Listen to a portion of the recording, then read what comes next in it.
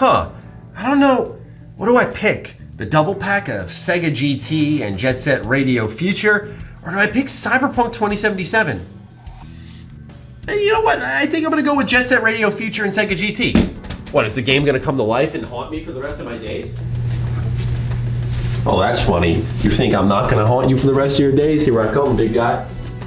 Salutations, everybody. It is Matty here today, and I gotta be real with all of you. It's been a while since we've sat down and talked about CD Projekt Red and Cyberpunk 2077 because of all that glorious Mass Effect hype. Give me more of that male and femme shep. But anyway, today we round everything up from the sales numbers for CD Projekt Red in the month of January 2021, which really reflects the buggy launch of Cyberpunk 2077, to the latest on those updates, which we're still kind of looking for Cyberpunk 2077, and of course, most notably is the cyber attack that was committed on CD Projekt Red. A lot to go over, a lot has transpired in these last couple of weeks, and that's not just including also a bug that was discovered through modding tools for CD Projekt Red, which was then actually fixed eventually, but still, all of this has happened in the last couple of weeks, so it's been a rough ride for CD Projekt Red up until this point, and it's continuing to be bumpy. So let's get it started with the sales numbers. I found this to be the most interesting to discuss. The reason for that is because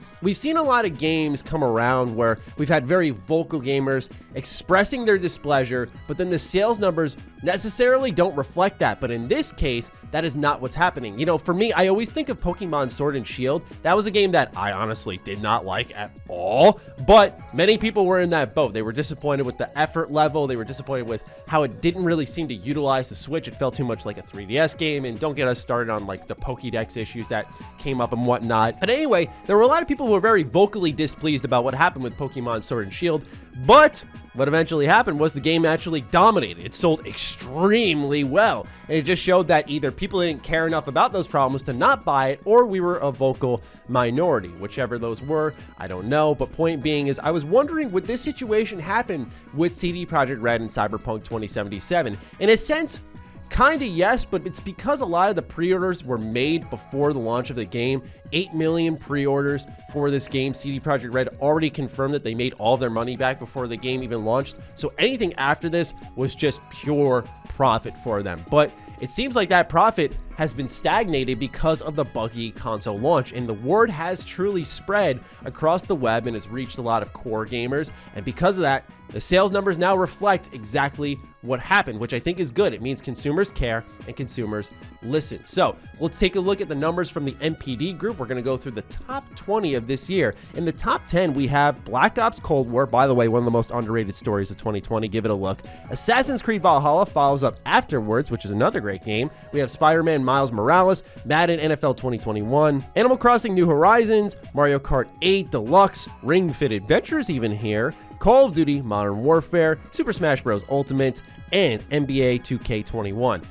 Now, for an extremely hyped up game, like one of the most hyped of the generation, it's a little surprising to see just 1 month after its launch that it's not even in the top 10. So we move on to the top 20. Number 11 is Super Mario 3D All-Stars, then 12, FIFA 21, 13 finds itself with Immortals Phoenix Rising. 14 is Mortal Kombat 11, Just Dance 2021, The Legend of Zelda Breath of the Wild, Minecraft PS4 Edition. There it is at number 18, Cyberpunk 2077, and 19 is Super Mario Party 20 UFC 4. Before we get into our little conversation here, it is worth noting that GamesIndustry.biz also reported through this same NPD group report that US game spending is up 42% in January. So this isn't the product of, say, oh, we spent all of our money during the holiday season, we're kind of recuperating from all that spending. Game spending has increased in the month of January. So people are still interested in buying games, they're still interested in gaming, they're still interested in luxury spending. So this isn't one of those things where it's because Christmas happened that people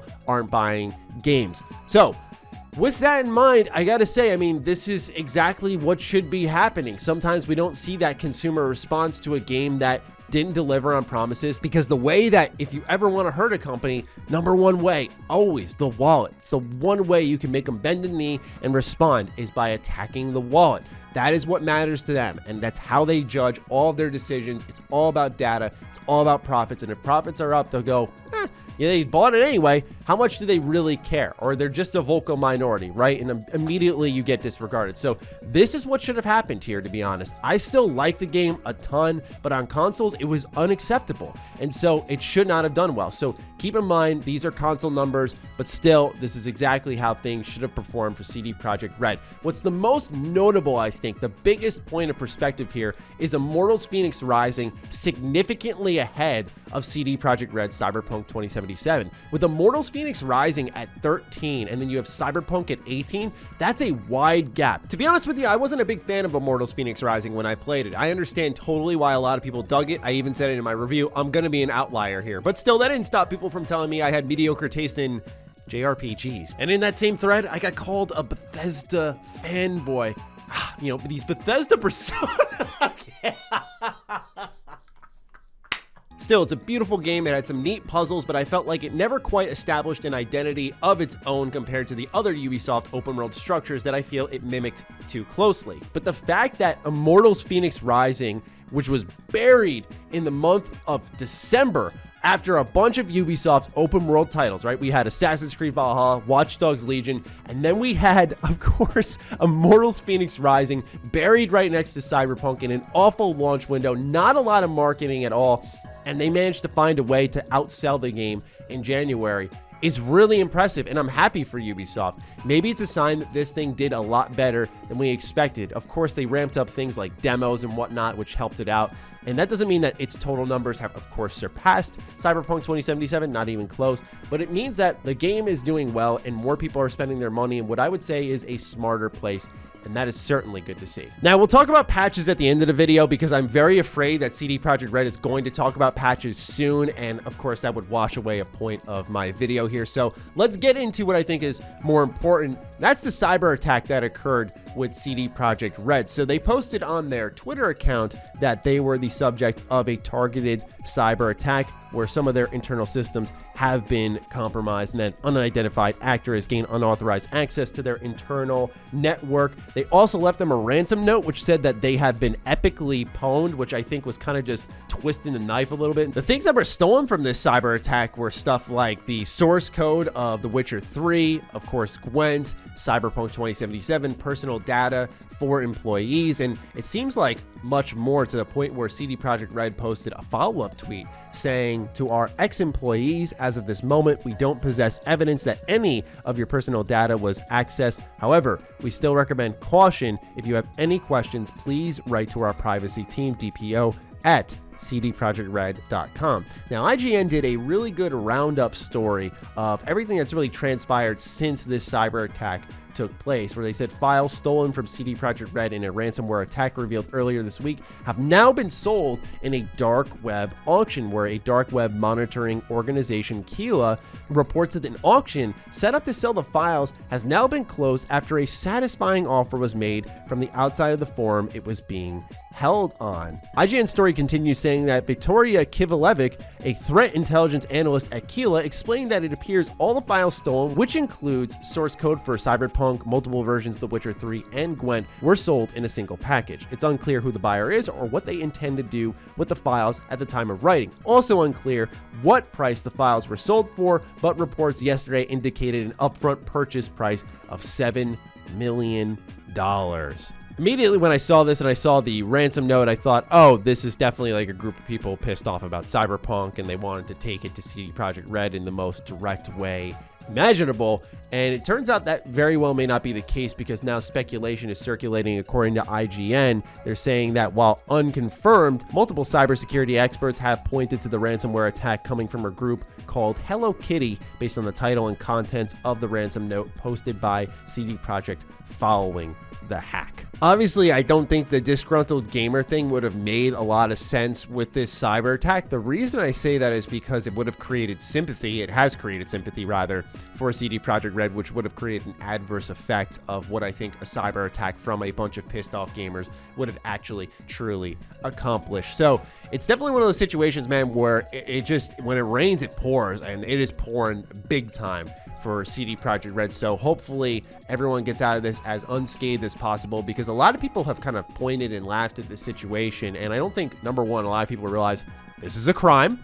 It is a crime. It is not legal to do. Not only that, but the people who are impacted by this aren't even the ones who are really making the decisions for Cyberpunk 2077. So the developers who made the game, and I think they made a damn good game. I really, really like Cyberpunk 2077. And what's happening here is that the higher ups made a decision, they rushed the game out, and now in this case, the developers are the ones who are impacted. And pointing and laughing at them, I don't know, what does that really genuinely accomplish? Now, to wrap all of this up, let's talk about patches. So recently, Cyberpunk 2077 got a hot fix. It says this issue addresses the vulnerability that could be used as part of remote code execution, including save files. And this was for the latest modding tools, which released for Cyberpunk 2077. They also got one of their biggest patches a couple of weeks ago. But what CD Projekt Red promised in an apology video, Marcin Nowinski said that they're going to release a smaller patch, which is kind of the framework for a much bigger patch coming afterwards, and that would release within 10 days of course, what happened with the first update with Cyberpunk 2077, and that has yet to happen, and things have been very quiet. Now, understandably, they are focusing on something else, so don't get me wrong.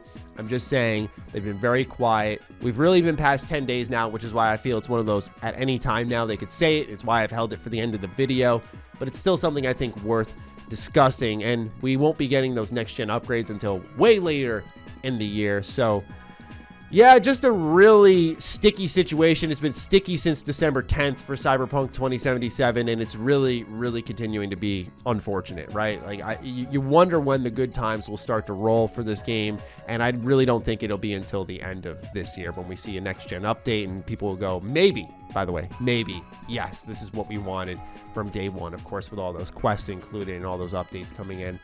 But yeah, that's all I've got for you. Sadly, not a lot of good news here in today's video, but I hope that's understandable. We've had about a good couple weeks now of very good, exciting game news, from KOTOR to Mass Effect to Dragon Age. It's been a really, really fun time. So we had to come back to Earth for a video here. Hope you understand. But with all of that out of the way, I pass it off to you. What do you think of Cyberpunk 2077's latest sad situation? Fire away. Other than that, be sure to follow me on Twitter, follow me on Instagram. Those links are in the description down below. Big thank you to all the patrons, all the members who support the heck out of the show here. Stay sexy, stay active. I love you all. Peace.